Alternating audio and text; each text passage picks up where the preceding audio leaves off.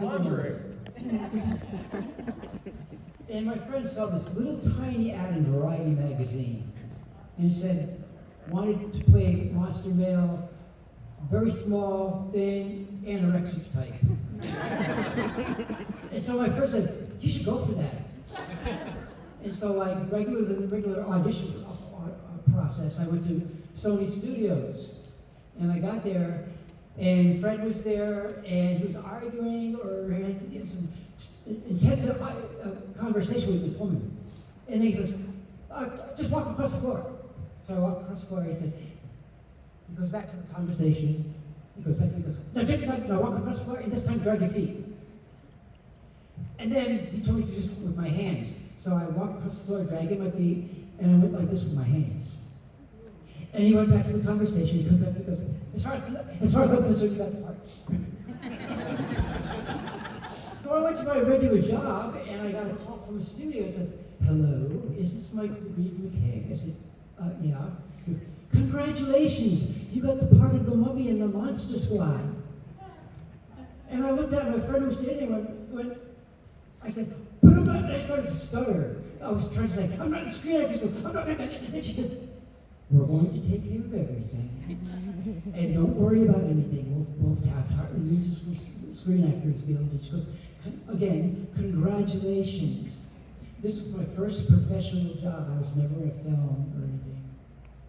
And going to a museum, I noticed that like in the 50s when I watched these horror films, the mummies were always usually bulked up or tall. But real mummies were very small like I was. So I went to a museum, and at that time, people were very small, and mummies were very small and thin, like I was. So I felt like I portrayed what a real mummy would look like.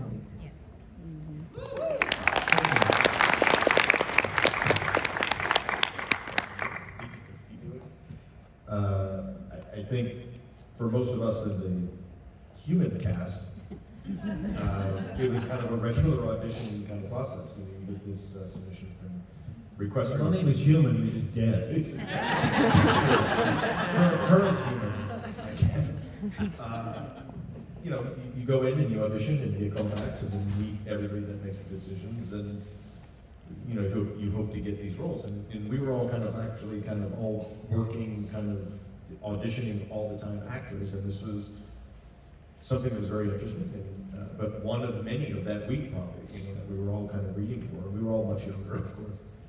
And so it's just kind of that regular go in, audition, call back, get back, and like you say, you get that call, congratulations, you got that movie. Personally, with my instance, is a lot of people may or may not know, they've heard the story a million times. I never auditioned for the role of Sean Crenshaw. And because of my body of work leading up to that, I was always kind of like the cool kid with a lot of hair product and maybe a leather jacket. So I auditioned for Rudy.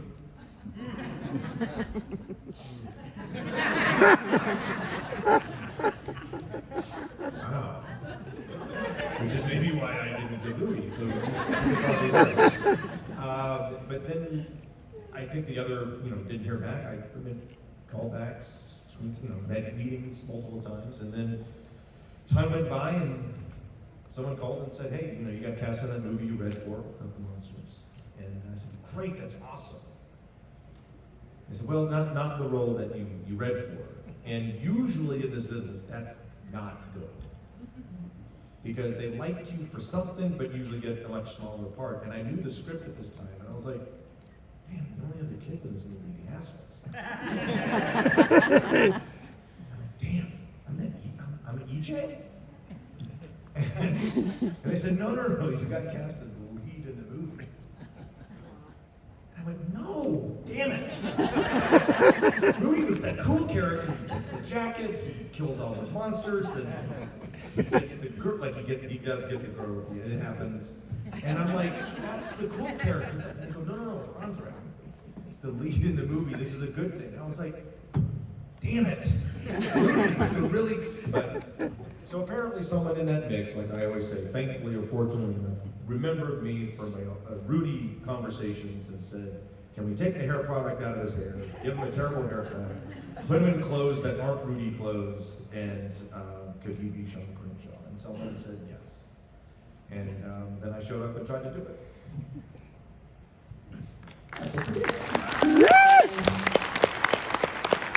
And a couple years later, you gave us this wonderful documentary. Well, that's you declare. Thank you. Again, Woman's at Nards, if you haven't seen it, and if you like this movie, you'll love the documentary. Which, by the way, is coming out on a special Blu-ray edition next month. Nice. From King of Order. Okay. Who has actually seen the documentary? Sorry, since we're awesome, thank you. Who has not seen the documentary? It's okay. It's okay. Yeah, awesome. For those of you who have seen it, there's 60 minutes of extra features on this. Nice. Oh, shameless plug, sorry. Anything else want to chime in? It's massive play. What? What am I? How am I? What am I? What's mine? How'd you get the job? Oh. I don't remember, so. Is this thing working?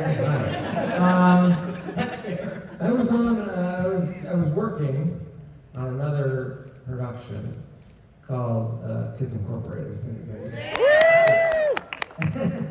And yeah, it was a regular audition, just went. And but I read the description of the character, Rudy Halloran, and cool kid, smokes, blah blah blah.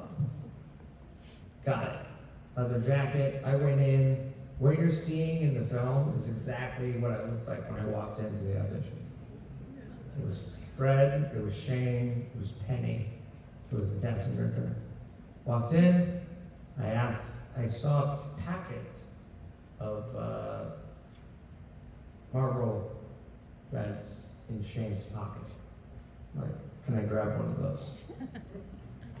And Shane was like, I don't know if we're supposed to give this kid a cigarette. And Fred said, we wrote it into the script.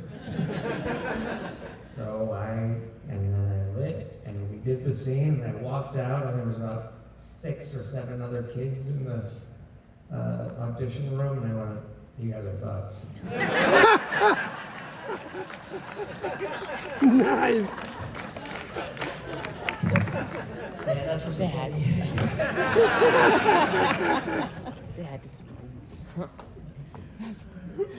Oh, and I got it. Audition psychology. So, I got a call from my agent and said they want to see you for this movie, play the father of the lead kid. So I walked in, and I had not read the script, and the executive producer, Peter, looked at me and he said, "Do you know why you're here?" I said, "No, other than to meet on this film." He said, "That's not why you're here. My wife loves you. You just starred in a series where you play the ultimate father, and she thinks you should be the father of this film. You want to play the part?" I said, "Sure." He said, "It's yours." That's it. Nice.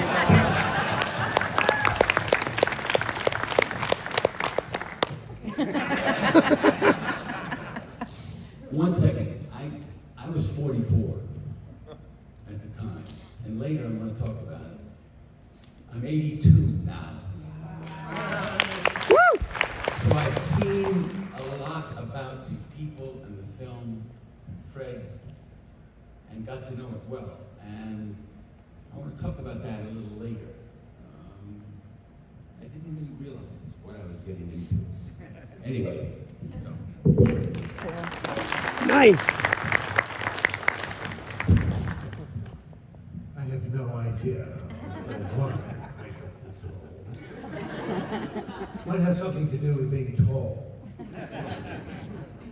But I do remember approaching it with the idea that I was going to scare the director and the writer, who were both the same person, and the producers as much as possible.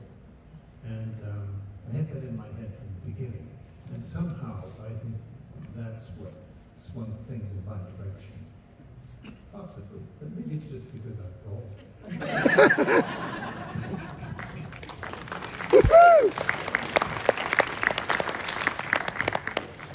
Anyway, So, turn this on, it's on.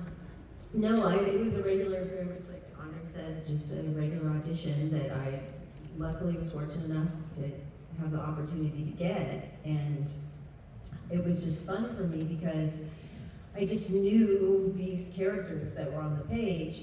I have a brother who's 6 years younger than me, and so it just felt completely natural and nice, and it just, and it was a great experience. And Fred was wonderful in the audition, and sweet and nice and supportive, and it was, I don't know, I just really liked it. so do we. Well, thank you so very much. I would have had other questions, but a lot of them are answered in the documentary, so we can go to, or you could go to GalaxyCon, we did a virtual event a couple years ago, some of the basics. So I just want to jump on over here and go ahead and invite our audience questions. Like I said, it's over here because that's where the camera get on here, so let's try to get in as many as we can. Like I said, let's really try to get the questions inclusive for our whole panel if possible. All right.